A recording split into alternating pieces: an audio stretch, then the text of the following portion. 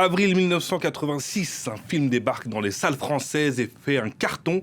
Black Micmac raconte l'histoire d'immigrés africains qui résistent à l'administration française par la ruse et par le rire. 40 ans plus tard, le film reste d'une troublante actualité. Son acteur et co-scénariste Cheikh Doucouré est notre invité ce soir. Bonsoir. Bonsoir. Merci d'avoir accepté l'invitation au Journal de l'Afrique de France 24. Merci à vous de m'avoir invité. On va d'abord regarder un extrait de la bande-annonce et ensuite on revient pour l'interview. Très bien.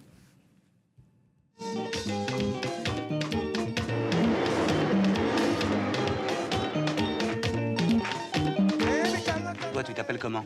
Bambou, Assil Bambou. Et tu viens de quel pays, Achille Bambou? Moi, Afrique, Non, mais de quel pays en Afrique? Afrique noire. Mais quel pays, je sais pas, le Sénégal, le Mali, le Congo, le... Ah, Congo. Ça sent le micmac, ça. Protection et prévention sanitaire, inspection générale.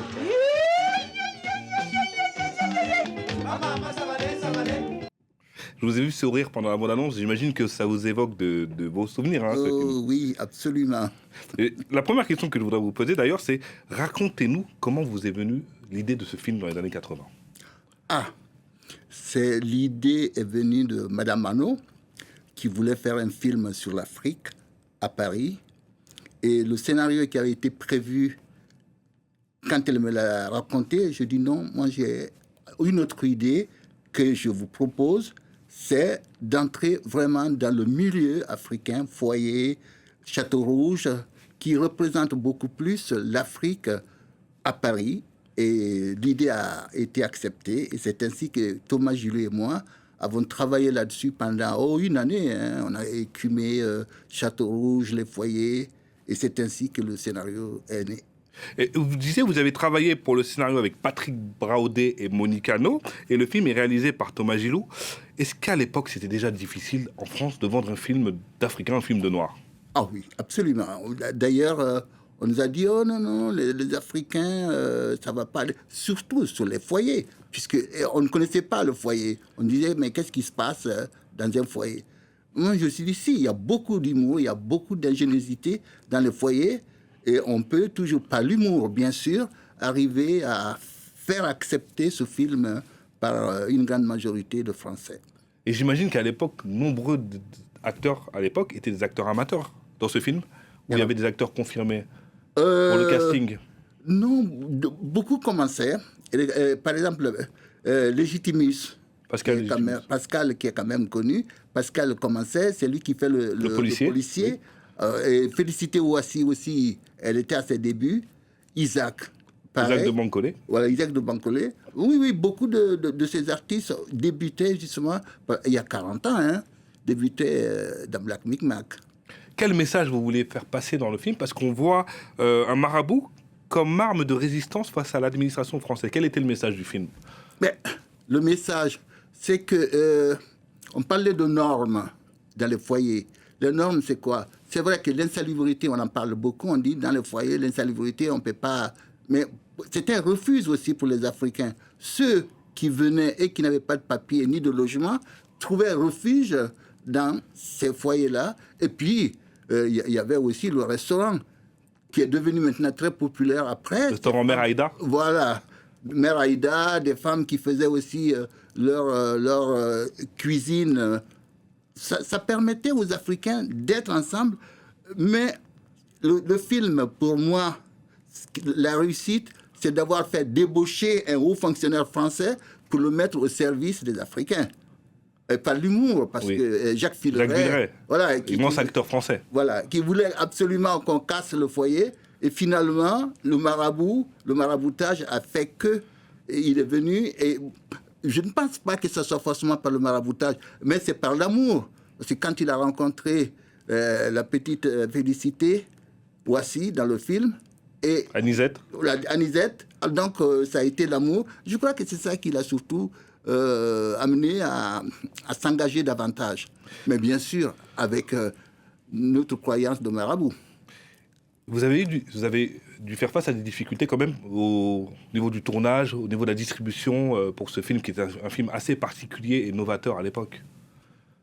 Je peux dire qu'on a eu beaucoup de chance. C'est-à-dire que Monique Hano, qui à l'époque était quand même une très grande productrice, en tout cas qui était assez connue, et qui a vécu aussi longtemps en Afrique, voulait parler de l'Afrique, ce qui fait que le film a été très bien préparé et on n'a pas eu trop de difficultés. Bon, le tournage, c'est que Villeray, qui n'avait jamais tourné dans un film africain et qui ne connaissait pas les Africains, quand il est arrivé, il était complètement paumé.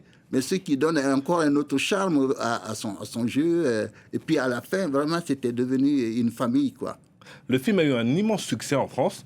D'ailleurs, l'acteur Isaac de Bancolé, l'acteur principal, Achille Bambouk, dans le film, a eu l'espoir, le César du meilleur espoir. Ouais. Malheureusement, on n'a pas l'impression que le film a ouvert des portes à l'avenir à d'autres films africains. On a l'impression que ça a été une goutte d'eau dans un océan.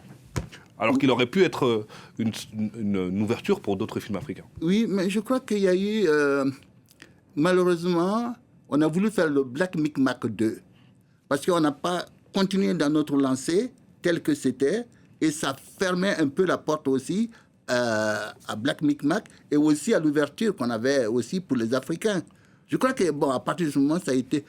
comme disait... il me disait l'autre jour, Thomas Gilou, il m'a dit, il y a 40 ans, on avait plus de liberté pour faire ce qu'on a fait, alors que maintenant, ça devient beaucoup plus difficile. Je crois que c'est ça aussi. Parce que ça n'a pas suivi. S'il y avait eu un suivi, je crois que oui, on aurait pu avoir une plus grande ouverture. Mais malheureusement, Black Micmac 2 n'a pas été le film qu'on attendait, parce que toute l'ancienne équipe, nous, on n'était pas dedans. Hein. Il y avait Félicité Ouassi, je crois qu'elle était la seule d'ailleurs. Et d'ailleurs, si je parle en votre propre personne, si je parle pour vous, est-ce que ce film vous a ouvert des portes? Je sais que vous avez réalisé le Ballon d'Or, un autre succès en 94, l'histoire du petit mendiant en Guinée qui rêve de devenir footballeur professionnel. Est-ce que pour vous, ce film vous a ouvert des portes, son immense succès? Oh, oui, bon, j'avais fait d'autres films. J'avais fait Bako, l'autre rive, qui était quand même sur l'immigration, un immense succès aussi. J'avais fait aussi d'autres films tels que Blanc d'ébène, qui était aussi sur la position de l'Afrique pendant la Deuxième Guerre mondiale. Mais ce film a été saboté même par les producteurs même qui l'ont coincé et il n'a pas pu sortir sur les grands écrans comme on aurait souhaité. Mais il y a eu d'autres films que j'avais faits, mais il faut dire que Black Micmac et la rencontre de Monique Hano m'a permis de faire autre chose, puisque c'est avec Monique Hano que j'ai fait le Ballon d'Or, qui est quand même un immense succès. Je dis, ça m'a ouvert les portes, oui. Et dernière question, est-ce que vous avez un conseil à donner à d'autres jeunes réalisateurs qui souhaiteraient faire ce genre de film sur les Africains, sur les Noirs, qui n'est pas forcément populaire, difficile à vendre en France? Et oui, mais ce que je pourrais leur dire, c'est de rester eux-mêmes. Parce que quand on est dans une communauté, il faut travailler avec sa communauté, savoir ce que sa communauté fait et veut. Mais si on veut faire autre chose, je crois qu'à partir de ce moment, on devient un peu bâtard. Et c'est pas ça. Je crois aux jeunes qui veulent faire du cinéma, ils n'ont qu'à rester eux-mêmes et savoir que nous, on a des capacités, on a de l'humour, on a aussi de l'instruction. Et à partir de ce qu'ils croient en eux, je crois qu'ils arriveront à le faire. Et c'est ce que nous continuons d'ailleurs.